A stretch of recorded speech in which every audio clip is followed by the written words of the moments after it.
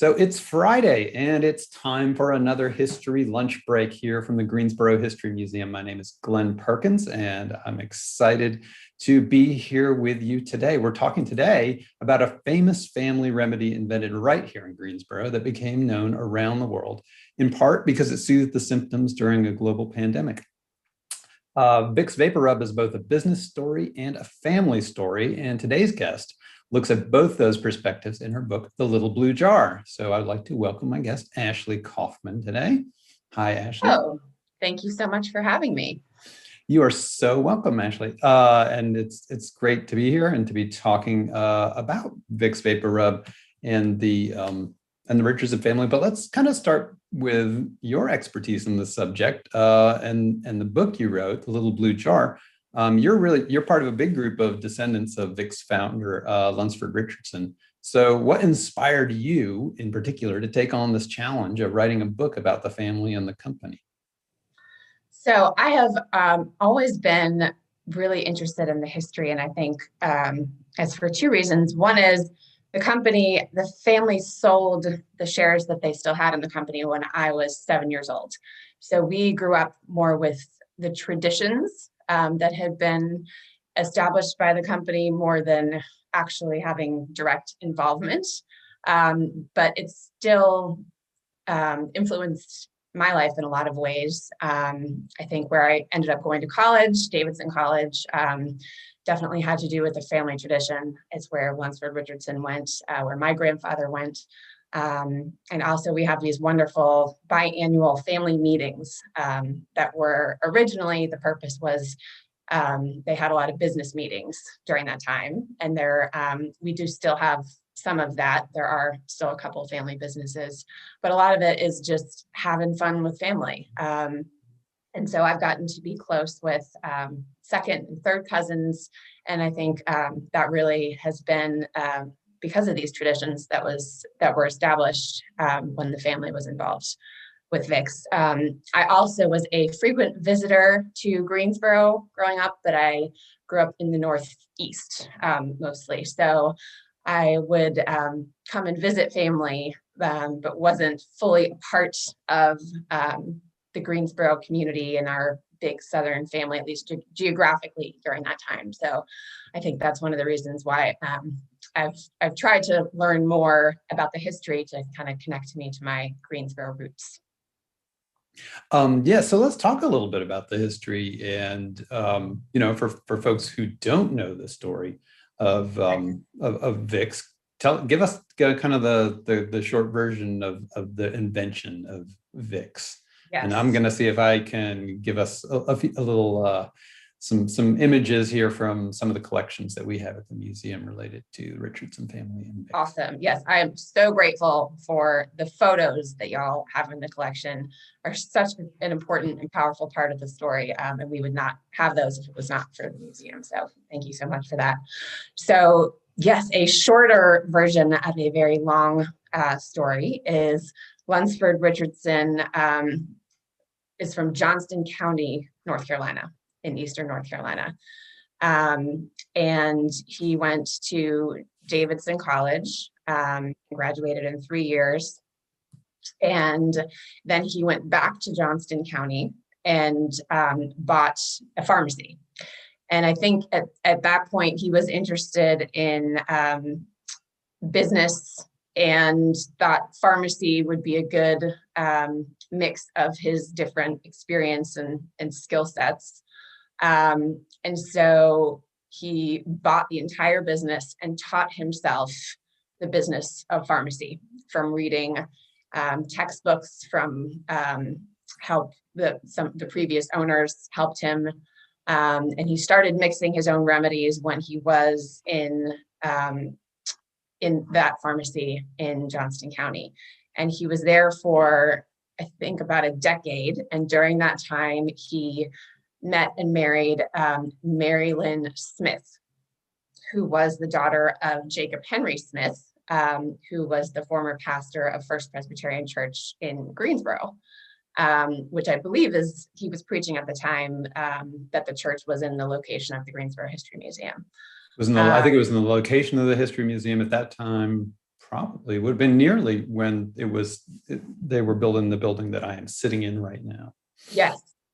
And so Lunsford and Mary Lynn moved to Greensboro in 1891. And so he had success with his pharmacy in Selma and decided that he wanted to challenge himself. And they also wanted to be closer to family, I'm sure, but thought Greensboro would be a great place for his next venture.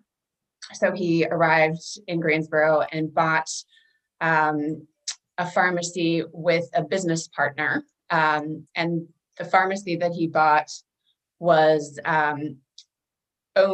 formerly owned by the uncle of O. Henry. And it was, I think the address is 121 South Elm Street. So he bought the pharmacy and continued to mix his own remedies. And in 1894, the story is that he was trying to mix up a remedy to relieve his children's croup symptoms. And so he took a mixture of menthol and eucalyptus and camphor and some other natural ingredients and started mixing that up in his pharmacy. And so that was the original VapoRub. And the original name was Richardson's Croup and Pneumonia Salve. And so originally he had his own name as the brand, Richardson, but then he decided it was too long to be a memorable brand. And his brother-in-law was Dr. Joshua Vick.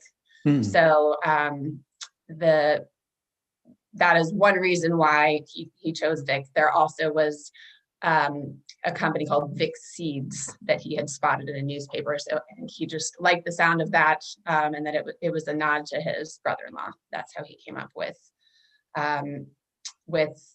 the brand name.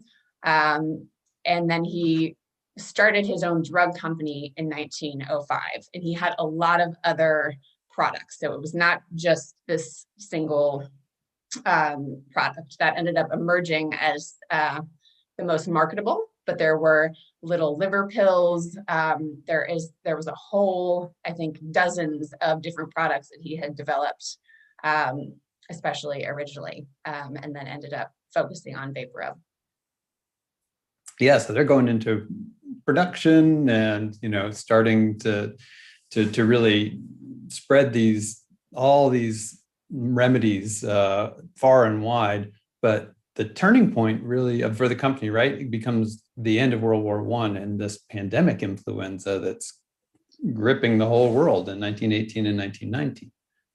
Yes, so there had been, another turning point was when Smith Richardson joined the business. So Lunsford had a real genius for mixing pharmaceuticals. He had more of a challenge with the marketing. So the products were very popular in Greensboro, and he had focused on expanding to different parts of the South. But it was really when Smith Richardson joined the business in 1907 that he had been a salesman in New York City. And he came in and had a lot of ideas. Sometimes they butted heads, father and son, as far as, because Lunsford was very attached to all of his remedies, and Smith came in and recognized that VapoRub had the most potential to drive the business.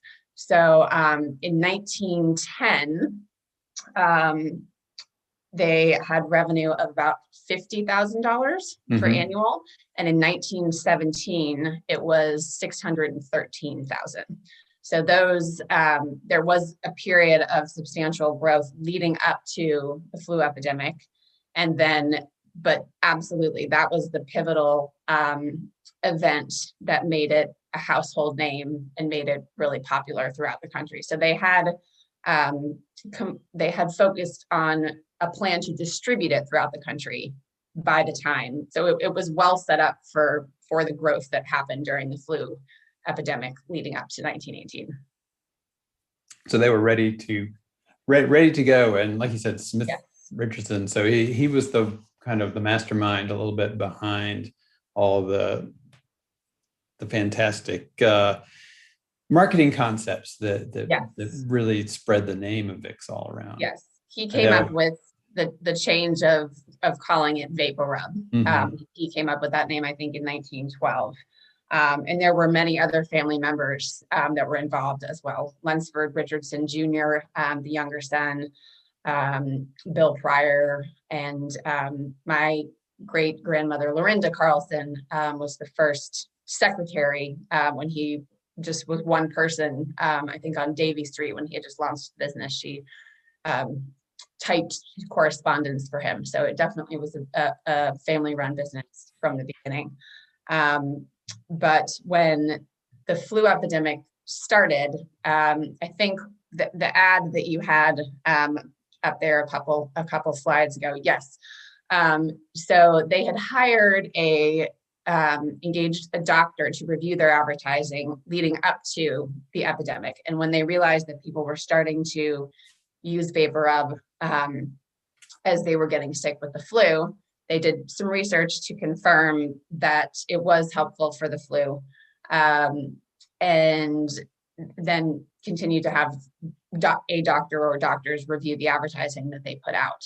But they started creating these reader style advertising, which is what this piece is. And it's probably like what we would now call sponsored content that looks like an article, but is actually focused on promoting a product. So you can just see the line in there that says, go to bed and stay quiet, take a laxative, eat plenty of nourishing food, keep up your strength. Nature is the only cure. So I think they were trying to walk that line between saying, really, it's not going to cure it, but it can hopefully make you feel better as you're recovering from the flu. But there were a number of reasons, I think, that contributed to the growth during that time. And one of them is that Southern soldiers were out, had been deployed, and knew about VapoRub, and they shared with their Northern counterparts and other people that they were with. They told them about VapoRub. So that was one of the things that they attributed to some of the grassroots buzz that was happening, that military, that it was used in the military and kind of introduced to people that had not heard of it before. And they really, with all of these different elements that were driving the demand for it, they ramped up production in the Greensboro plant. They were running it 24 hours a day. They brought salesmen back from the field to supervise the shifts. They had recently switched to automated production, so that helped. But they were also making makeshift equipment to try to produce more. And they were just doing everything that they could, but they still had shortages across the country. So they also put out advertising to apologize for the shortages. So that was just kind of a process of trying to keep up with all the demand that was happening. Now, you were telling me when we were talking before too that the influenza pandemic was probably responsible for the death of Lunsford Richardson, and he was, yes. and he was. You were telling me too about he was off on one of these marketing trips, right? Yes. Tell us a little bit about that. Yes. So it was this. The flu epidemic was this period of significant growth for the company, but also was a tragic time for the family. And one of the most incredible discoveries when I was researching this was from my grandmother. So there were a lot of what I knew about Lunsford Richardson was passed down. It was written about him rather than from him. And a couple of years into the research, my grandmother said, I've got this folder, and here, you should just check out what's in here. And so she gave it to me, and I started to go through it, and there was this collection of probably 10 to 15 letters written by Lunsford Richardson when he was on this trip, that he was a sales trip with Smith Richardson, And they were going to Utah and Colorado and California, and they had plans to go to Vancouver. And it was, I think they left in June 1919. And he writes all about the different things they did, how they went to church in San Francisco, how beautiful all the sights were. He talks about how he was homesick for Greensboro and they were excited to get back. And that takes them up into late June. And then also in this folder are telegrams that Smith Richardson sent back to Greensboro, reporting on his father's illness. And that was how they communicated back then. And they kind of wrote in run-on sentences because it costs more to use punctuation. But he talks about how his father had a fever. And then eventually in one of the later telegrams says that the doctor suspects that he has pneumonia in his right lung. I think that's what it said. And so obviously there were not flu tests back then, but the symptoms sound like he may have had the flu and then had pneumonia as a result of that. And he died in San Francisco in August of 1919. And his wife, Mary Lynn, and one of their daughters had taken the train from Greensboro to San Francisco once they realized how sick he was. So I believe that they were there with him. But it was a very tragic event. But he had worked so hard for so much of his life to make the business a success. And it had really taken off in that last almost decade when they started seeing that growth around 1910. Up till the time that he died. So he did get to see the company that grow and the brand recognized across the country. But it was very sudden and tragic that happened, and likely was a result of the flu.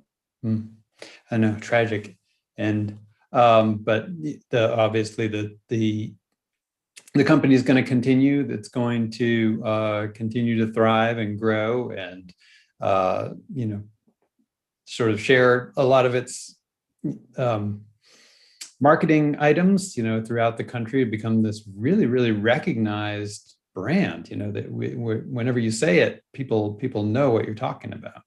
Yes, absolutely, and I think it's because it involves multiple senses. Like the smell is just so distinct. There's nothing like it.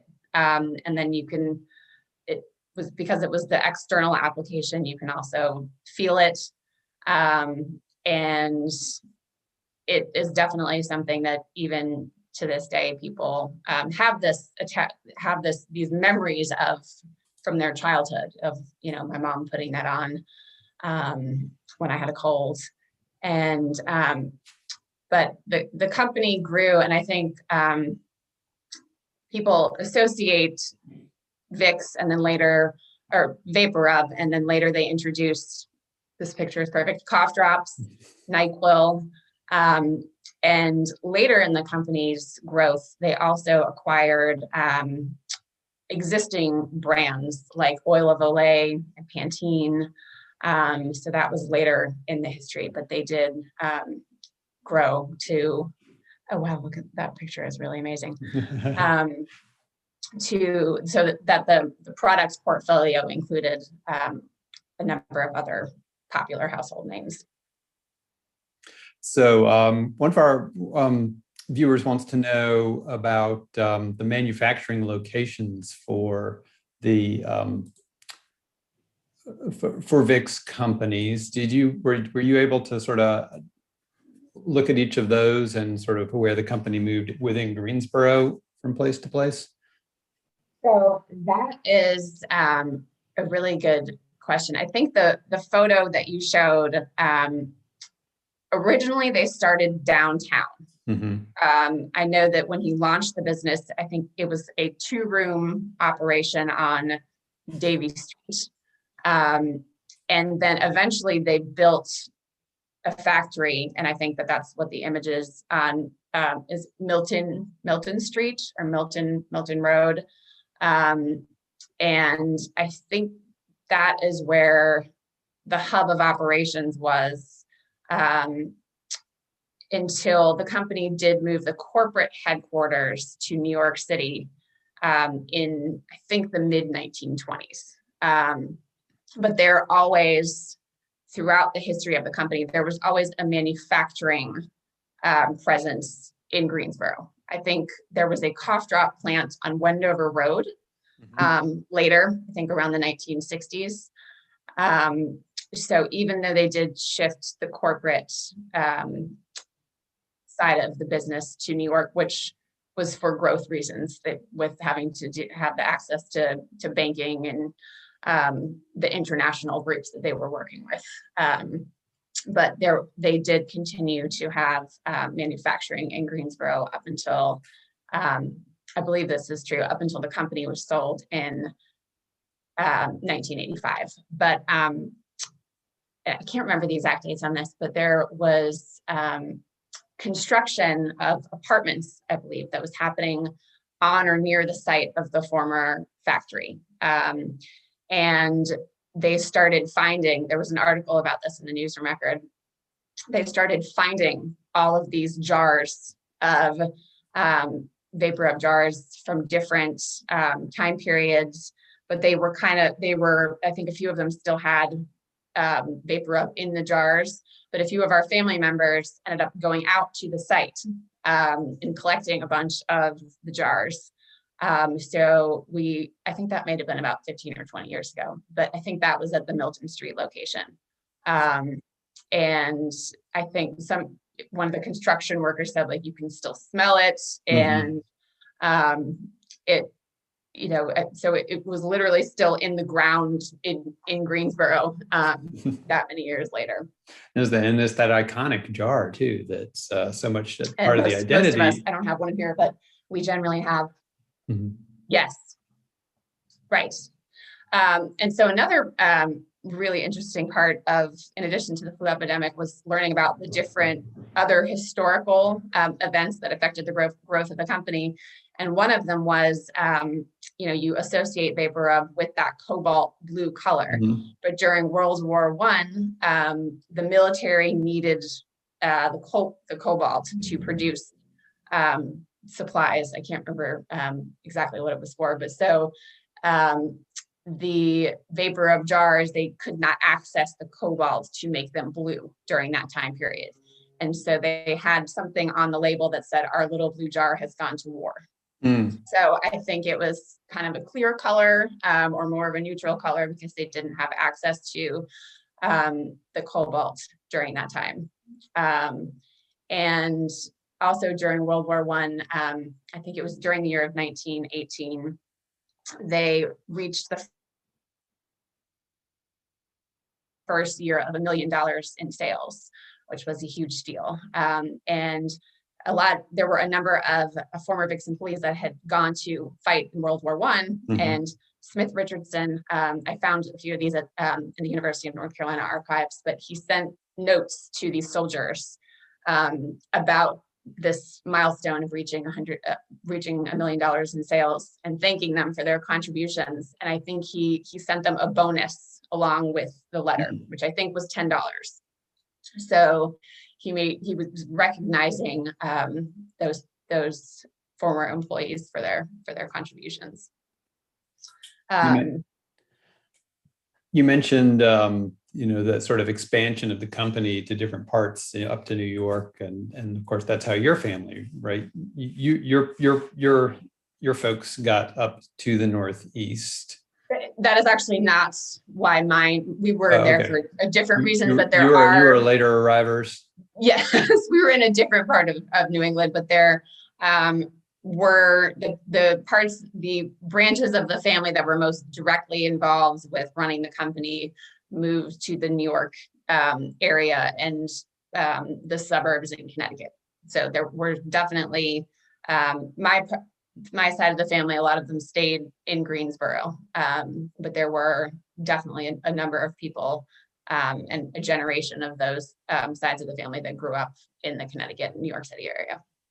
Yeah, I think, but and it's especially interesting remaining a family business, and having those very, very close ties for so long around all the different aspects of this, this huge conglomerate.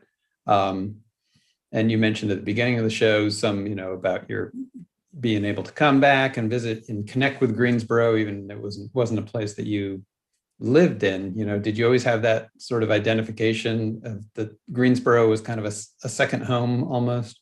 Oh, without a doubt. Mm-hmm. And I think that was one of the reasons I went to Davidson, because I always wanted to live in North Carolina, and I loved where I grew up. But really, I think this is the case for my siblings too. We just always felt like Greensboro was home, and had that sense as soon as we got there. And so it is interesting to continue to discover more about that connection, and that we're fortunate to have the museum, and different ways that we can still learn about that. But yes, I definitely, my family now is in Greensboro, so when I go home, it is to Greensboro, and it's fortunately a short drive from Charlotte. And so as you're writing this book, that as sort of a family history, you probably had a lot of great advantages of being able to talk to this sort of wide group of people. Did anybody say, why are you writing, don't give away any secrets, Ashley, or were they all pretty okay with what you wrote?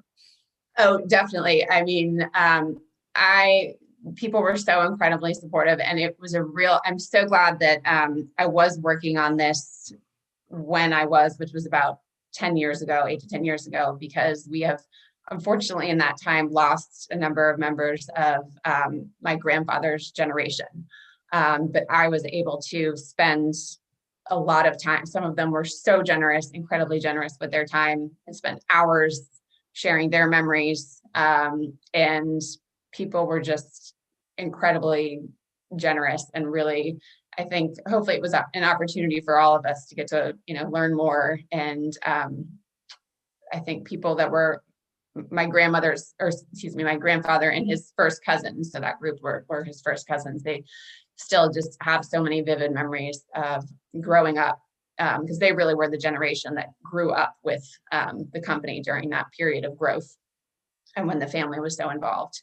So it was just a real gift for me to get to spend time with those people, when I would see them at family meetings, but would probably not have gotten to spend that time with them otherwise.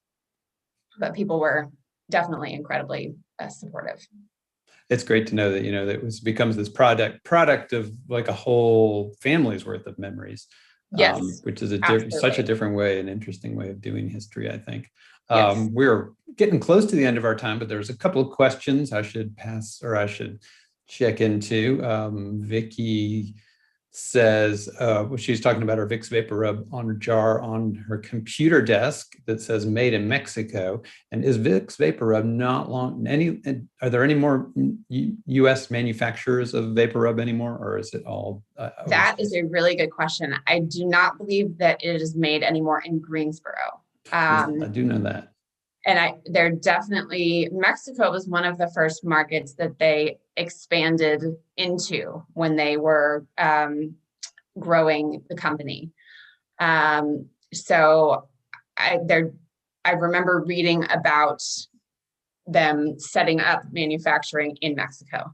I would think that there is manufacturing happening in the US. I'm not sure about that currently, but I know Procter & Gamble, who bought Vicks, they do, I believe, still have a presence in Greensboro, but I don't think that they still manufacture Vicks products. That's something we're going to have to Google and get back to. Kate wants to know, as you were writing the book, sort of what I'm interested in that too. what you discover, what you heard about unusual ways that Vicks has been used other than for respiratory problems. My gosh. Or did you run into any that you would share? This is like the gift that keeps on giving, because Mm. people have all of these amazing ways of using it. I think one of the most popular ones is that people put it on their feet as to help relieve cold symptoms. People use it as a insect repellent. It's used, some people put it, racing people put it in horses' noses to block distracting smells. People use it to like just kind of put on for any kind of skin irritation. This is not what I'm not recommending any of this, but just things that we have heard. There are a few like viral articles that have a list of like 12 ways to use VapoRub. And there's this a column or called like the People's Pharmacy that pops up in different newspapers, and they have had mentioned different ways to use it. So yeah, it really is there. I continue to hear about new and interesting ways that people have used it, for sure. Gertrude, who's watching with us, says it is good for paper cuts. So, oh, good to know. That's great. Good to know. Of course, we are not doctors or licensed pharmacists. Yes, and no, just reporting our findings. Yes. Cannot make any medical advice, but we can give great historical advice. And yes. Ashley, it's been great sort of getting this history and this perspective on Vicks and the Richardson family from you. I wish we had more time to talk, because I think we could go on and talk for a really long time about all the different aspects of the company and that the family has had. And maybe we'll have to get you come back to talk about Richardson Memorial Hospital and different and other kinds of the philanthropic contributions. Yes, absolutely. There are so many different paths we could go down, but this has been so fun. I really appreciate you having me and such great questions. So thank you, everyone. Thank you, Ashley. I appreciate all of you who have tuned in to History Lunch Break today. I should say that we should soon have some more stock of the little blue jar, which I'm told we are the Greensboro History Museum shop is one of the exclusive distributors for this title. Absolutely, the one and only exclusive retail outlet. So I'll make sure that you are stocked back up soon. So come by the History Museum shop sometime if you want to pick up a copy of the little blue jar and discover some of this history for yourself. History Lunch Break, we will be back next week. My colleague Catherine Johns is going to be behind the counter, and she's going to be talking with Rebecca Barefoot from Guilford Courthouse National Military Park about the Battle of Guilford Courthouse and how the National Park is planning on commemorating this year's 240th anniversary with a lot of digital programs, and a lot of things are online. So I hope you'll join us for that conversation next Friday at noon. And I hope you won't forget to find everything that's happening at the Greensboro History Museum at greensborohistory.org. You can follow our social media accounts and subscribe to our e-news. Thanks again for joining us. Thank you, Ashley, for spending time with us. And thank you. Thank you so much. I also want to thank Amber Primus, who's our student intern from A&T University here, who's working behind the scenes to make this show go smoothly today. So we will look forward to seeing you guys back next week on History Lunch Break.